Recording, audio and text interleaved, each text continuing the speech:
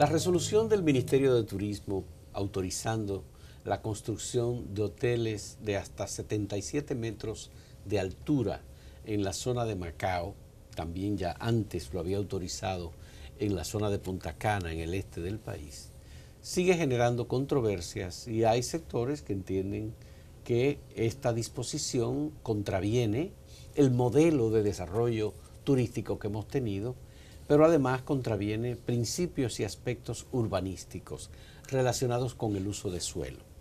Por eso hemos invitado al arquitecto Cristóbal Valdés, una autoridad en materia de arquitectura y urbanismo en República Dominicana, para que conversemos sobre este tema y nos dé explicaciones, porque además Cristóbal Valdés, aparte de ser un reconocido arquitecto, participó en la elaboración o en el estudio de la planificación territorial autorizada o hecha a instancias del Ministerio de Turismo en la gestión de Felucho Jiménez, que abarca el territorio que hoy ocupa la zona de Macao, donde no se había construido absolutamente nada, pero que es donde se va a construir o se está ya construyendo, porque se dio el primer palazo de la construcción del Hotel Moon Palace Punta Cana. Una construcción de 18 pisos, 77 metros de altura, 2.149 habitaciones y que estará a unos 500 metros de la zona costera. Muchas gracias, Cristóbal, por aceptar esta invitación y me gustaría que me dieras tu visión sobre esta autorización de esta resolución 02 del 2017 del Ministerio de Turismo, cambiando las normas en relación con la construcción de hoteles de altura. Sí, fíjate, esta regulación tiene dos aspectos. Uno, en términos, podríamos decir, de administrativos, de la resolución como sale, y el otro en términos de lo que afecta el modelo que hasta ahora nosotros hemos desarrollado y que hemos exportado. El primer elemento es que esa resolución es una resolución que emana de turismo en octubre del año pasado. Es una resolución que no se discutió, o sea, no se consensuó, o sea, fue una resolución que hizo el Ministerio de Turismo cuando por ley debe socializar este tipo de Pero se habían emitido resoluciones anteriores, sí, claro, en el año 2007, sí. en el 2012, y posteriormente se dice que cada 5 años había que ratificar la decisión. Sí, había que chequear con ellos. ¿Por qué entonces? Y en esas que tú hablas, había habido debate, discusiones. La del 2012 fue muy discutida y se llegó a la resolución en la cual no se permitían más de 4 pisos desde Punta Cana, desde el aeropuerto hasta, incluyendo Punta Cana, hasta Ubero Alto. Hasta Ubero Alto. Entonces, esa resolución en el 2017, en octubre, se modifica, pero no se discute con nadie. Entonces, después, en diciembre... Pero el contenido de la modificación, Cristóbal, yo quiero entenderlo bien. El contenido de la modificación de la resolución del 2017, ¿qué es lo nuevo que tiene?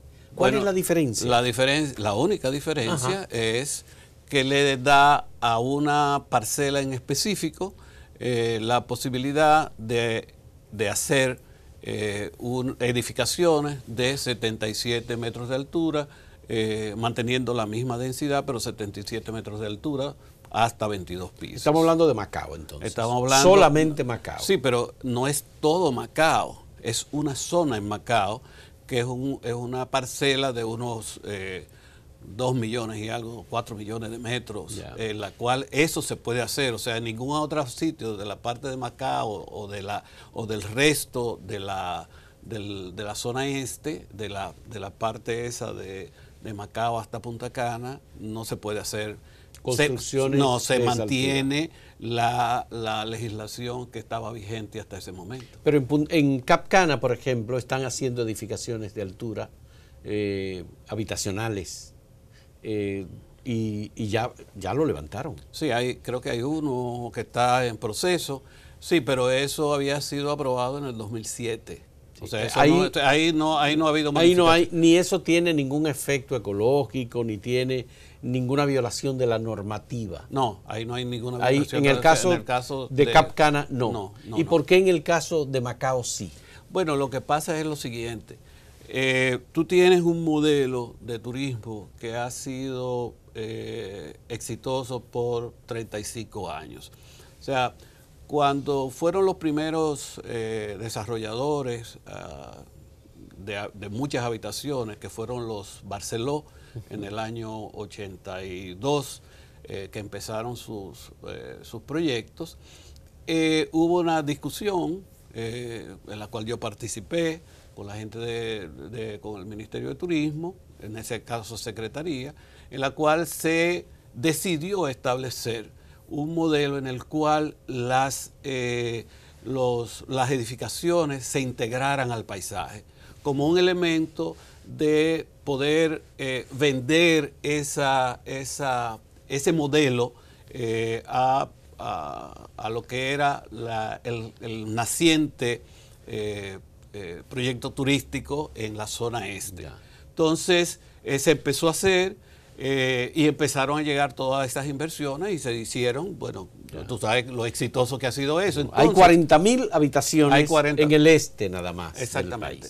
Con ese modelo, exactamente. Entonces ahora se está cambiando el modelo de las alturas limitadas a una palmera, más o menos, es eso, ¿no? Sí. A un modelo de edificaciones de hasta 77 metros. Sí, eso quiere decir que tú estás haciendo una edificación que es 9 veces más alta que la palmera más alta que pudiera tener esa zona. Eso quiere decir que en términos del paisaje, que es un elemento importante en términos de lo que es la preservación del ambiente, en términos ecológicos, que es muy importante, tú lo que estás imponiendo sobre el paisaje es una mole de concreto, ¿no? Muy importante en términos de una altura que va a impactar de una forma negativa todo lo que es el paisaje en una distancia del mar, en este caso 500 metros, no como en las de Cap Cana, que están a 1,5 kilómetros aproximadamente, sí, y más, sino que está a 500 metros. Y realmente en esa zona específicamente la situación en términos naturales más alta es el Farallón, que está a unos 8 kilómetros del mar, y el Farallón, la mayor altura que tiene son 60 metros, o sea que tú estás yéndote 17 metros por encima de eso.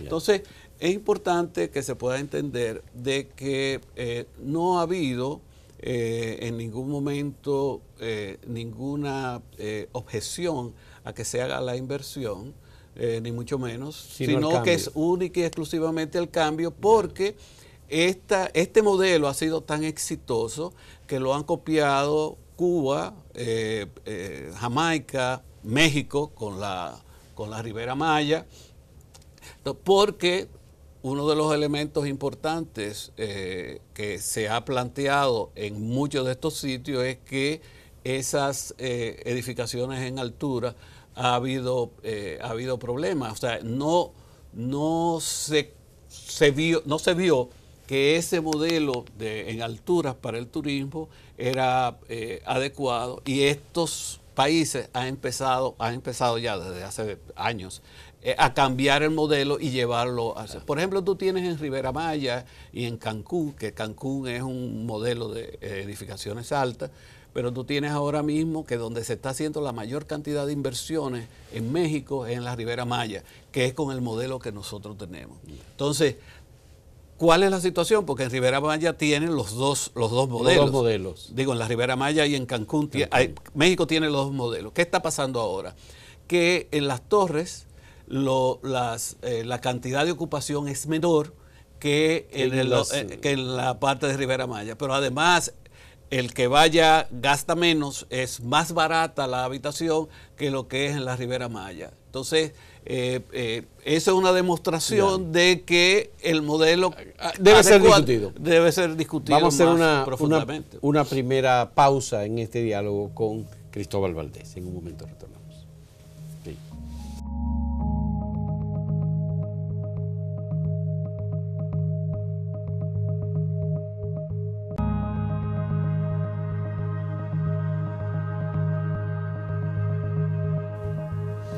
En Estados Unidos, en las costas de la Florida, hay construcciones de altura. Sí. En Cancún, como tú acabas de decir, sí, hay construcciones de altura.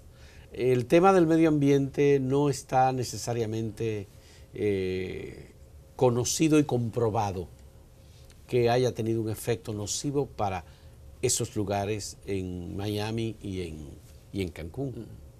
Bueno, en Miami, lo que pasa es que en Miami tú tienes unos problemas serios en términos de la playa. O sea, la cantidad de dinero que tiene que invertir la ciudad de Miami todos los años en recuperar la playa es importante. Y es por el efecto que tienen estas torres en términos de las brisas, en términos de cómo se mueve la arena con las brisas, etcétera. Pero en el caso de nosotros, lo que es importante no es ese tema. No es ese tema. Vamos a detener el teléfono. Sino que es en términos de lo que de lo que nosotros vendemos como destino. Que lo que nosotros vendemos es una localización en el cual el paisaje es parte importante de lo que tú vendes. Yeah. O sea, cuando la gente viene, se siente que está dentro de unas condiciones naturales excepcionales. Cuando empiezas a cambiar el modelo, entonces, y estás rompiendo con ese paisaje, eso es la diferenciación importante en esos términos. El otro elemento es cómo tú tratas al inversionista. Si a un inversionista tú le permitiste construcciones hasta 2 o 3 niveles y a un tercero que viene 40 años después, tú le permites construir hasta 18 pisos en el mismo terreno en el que el otro ha construido solo 2, el tema es, bueno, cómo tú compensas una cosa con la otra. ¿Por qué en Macao no se habían construido edificaciones? Bueno, en ese sitio en Macao, en esa área, no se habían construido edificaciones precisamente por la propiedad de la tierra. No porque no se podía, no porque había condiciones naturales que no permitían que se construyera, sino por un problema de propiedad de la tierra. Esas tierras, todas esas tierras, hasta hace 20 años, eran propiedad de un señor Higgin, ¿no? Toda esa tierra, estamos hablando de 8 millones de metros, era propiedad de este señor y este señor no había decidido en ningún momento desarrollar esa, había hecho negociaciones, pero nunca había cuajado ninguna de esas negociaciones hasta que a principios del 2004, 2003, empezó, él vendió el primer pedazo de tierra, que fueron 2,5 millones de metros más o menos, a unos inversionistas norteamericanos, e inmediatamente se empezó a hacer el proyecto Rocoquí. Entonces, los otros 6 millones de metros, que es lo que está entre Rocoquí y Moon Palace o Hard Rock Hotel, permanecían como propiedad de este señor, hasta que este señor se lo vendió a otra familia, a los Vicini, sí. Y entonces, bueno, pues por eso es que no se ha desarrollado. O sea, no se ha desarrollado no porque ni tenga vocación, ni porque tenga problemas en términos naturales, manglares. No, toda esa zona de por ahí tiene manglares y se ha ido desarrollando en la medida en que los inversionistas han puesto. Pero el Ministerio de Turismo, Francisco Javier García, el ministro, y el gobierno han dicho que el turismo tiene que dar un cambio y que hemos llegado a un momento de madurez en el que ya el turismo dominicano puede hacer o dar el paso hacia un turismo de alto consumo y de mayor dimensión.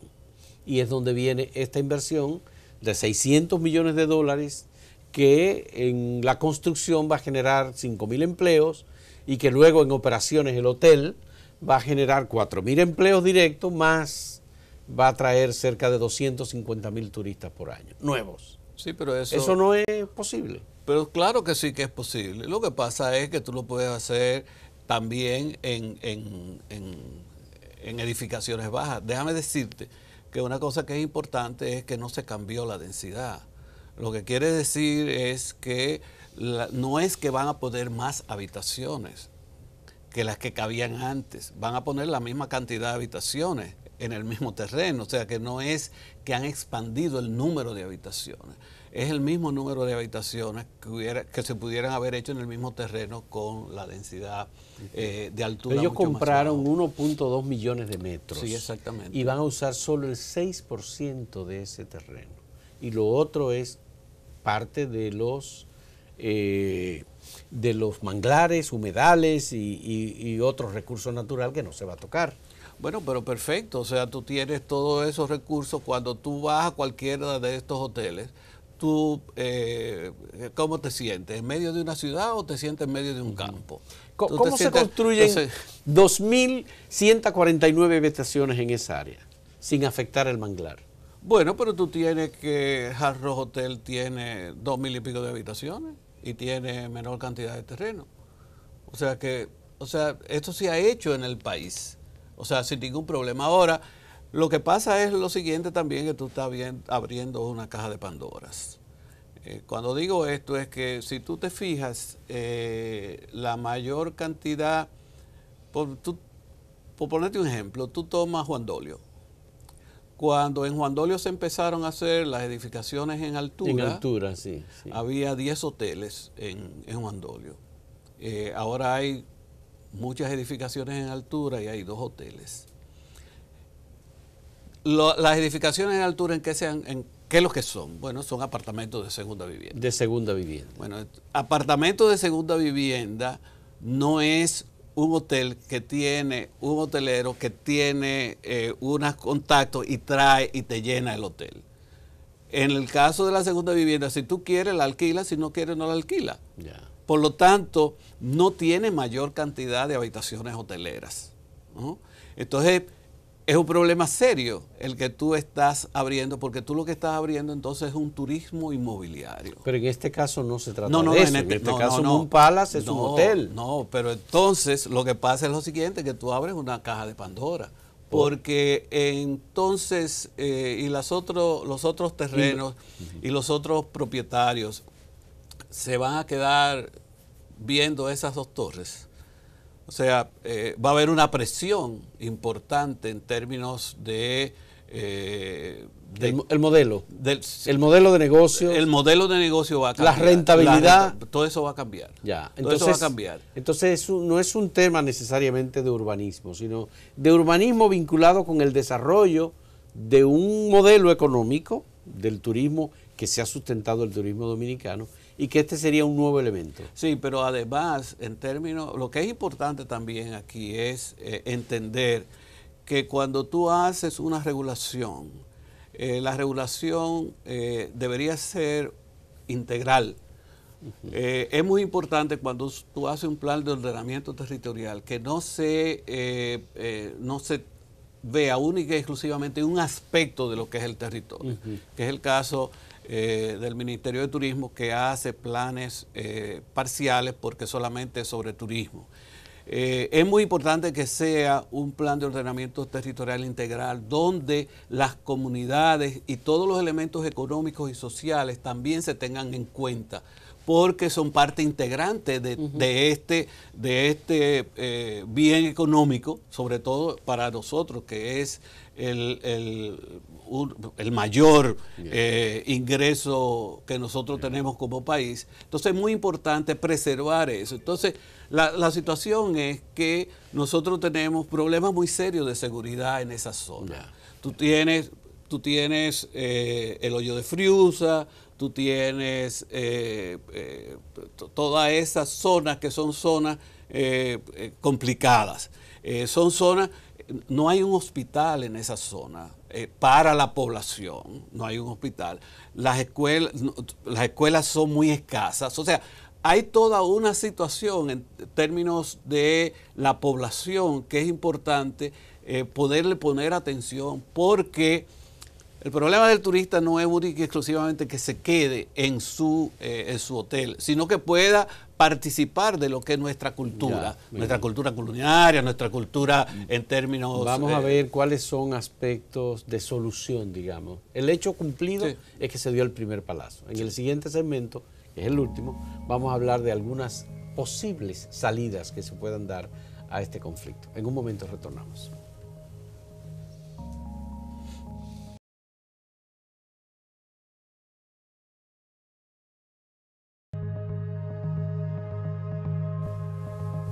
El primer palazo ya fue dado y en Macao se está construyendo el Hotel Moon Palace Punta Cana.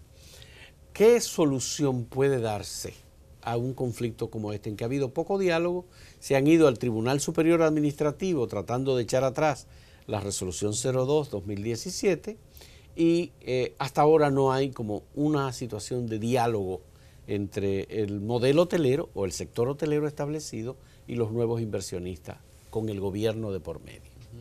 ¿Qué tú crees que se puede hacer? No, yo creo que es importante hacer el diálogo y llegar a una negociación en la cual realmente se pongan sobre la mesa cuáles son los elementos técnicos importantes, lo del modelo, etcétera. Y yo creo que podría llegarse a soluciones de una mayor altura de la que había antes, no tanto como los 22 niveles, pero yo creo que sí se podría subir la cantidad de niveles. Inclusive, déjame decirte que cuando nosotros hicimos el plan de ordenamiento territorial en el 2008, 2007-2008, nosotros propusimos elevar la cantidad de niveles, que hasta ese momento eran 4, el mayor cantidad de niveles, nosotros llevábamos hasta 6. Cuando nosotros le entregamos y hubo el cambio de ministro, turismo, entonces el equipo técnico de turismo lo llevó a 2. O sea, lo que nosotros habíamos propuesto como 6, ellos lo llevaron a 2. Entonces, ¿por qué proponíamos 6? Bueno, porque nosotros entendíamos que en determinadas zonas tenía que haber mayor cantidad de altura para poder hacer un mejor aprovechamiento en términos, por ejemplo, de las poblaciones. Por ejemplo, en Friusa, todas esas zonas por ahí. Sí. Entonces, mayor altura para dar, inclusive subíamos las densidades para poderle dar la oportunidad de que pudieran hacerse proyectos habitacionales que para una clase media baja, que es la que normalmente está en esas poblaciones, pudiera ser económicamente factible para el desarrollador poderlo hacer. Juan Yadó propuso que se pactara respetar los derechos de y el territorio ocupado ya por lo que invirtieron con construcciones de bajos niveles. Claro. Y darle posibilidad solo en lugares en donde no hay ningún tipo de estructura hotelera a las personas que quieran construir de mayor nivel.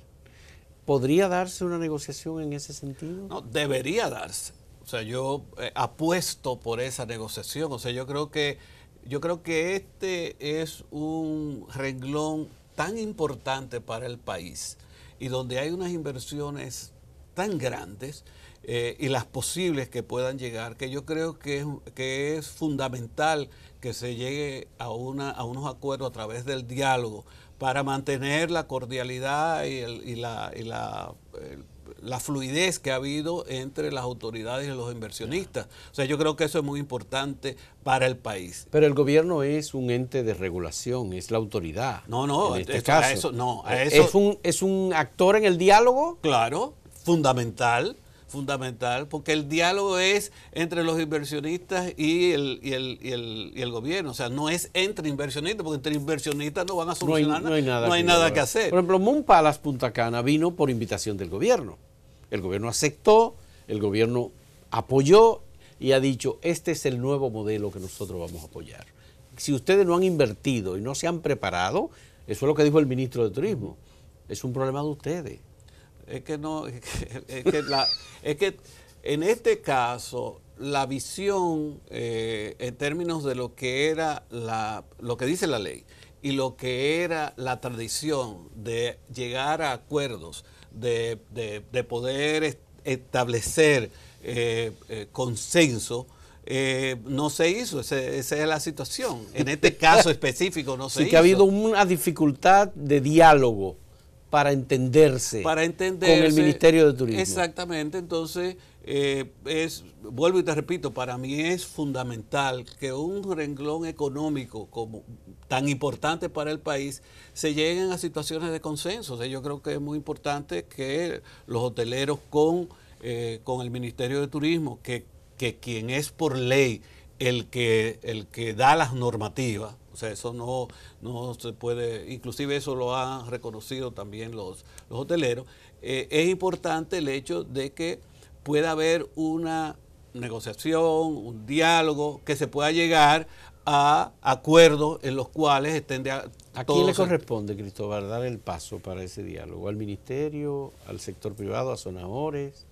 Bueno, yo creo que el ministerio es el elemento más importante en este caso de llamar a ese diálogo. Tengo entendido, por lo que he oído, que los Azonadores y Azoleste, etcétera, han tratado de hacer este diálogo y que ha habido algunas reuniones. Yo lo que creo es que deberían seguir con estas reuniones para llegar a un acuerdo que beneficie al país. ¿Tiene sentido hablar con el ministro de Turismo si la decisión ha sido del presidente de la República? Bueno, no te podría decir porque no sé si esa es la situación, entonces no te puedo decir.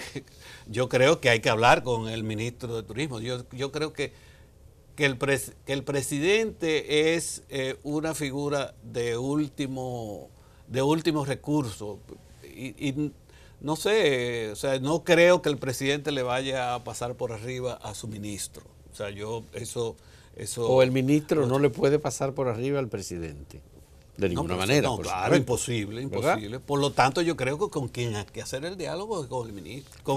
Fran Rainieri ha dicho que ha hablado varias veces con el presidente.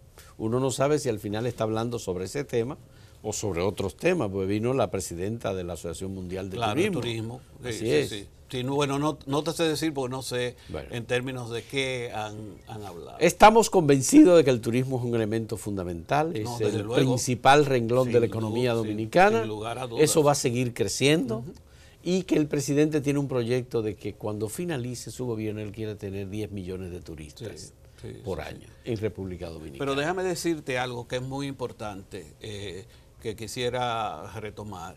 Y es que se entienda que es fundamental que en todos los sitios donde hay esta actividad de turismo en el país, debe hacerse un plan de ordenamiento territorial integral, o sea, donde las comunidades, donde los comerciantes, donde todo el que produzca, la gente de los productos agrícolas, etcétera, participen para que realmente pueda haber un beneficio para las poblaciones, que ahora mismo el beneficio de las poblaciones es relativo porque tú te vas a cualquiera de estos desarrollos y tú lo que te encuentras es muchos arrabales. Que perjudica la actividad turística y a medida que va creciendo la va perjudicando más. Por lo tanto, yo creo que es urgente el hecho de que se hagan planes de ordenamiento territorial integrales en cada una de esas zonas. Eso corresponde directamente al Ministerio de Turismo, que es la institución que tiene la autoridad y debía tener el empeño en hacerlo. Señores, muchas gracias a Cristóbal por esta comparecencia, por este diálogo, su punto de vista como técnico y arquitecto urbanista también, y por estar vinculado y que conoce muy bien del terreno del que estamos hablando, que en este caso es el terreno de Macao, Punta Cana. Muchas gracias igualmente a ustedes por la compañía.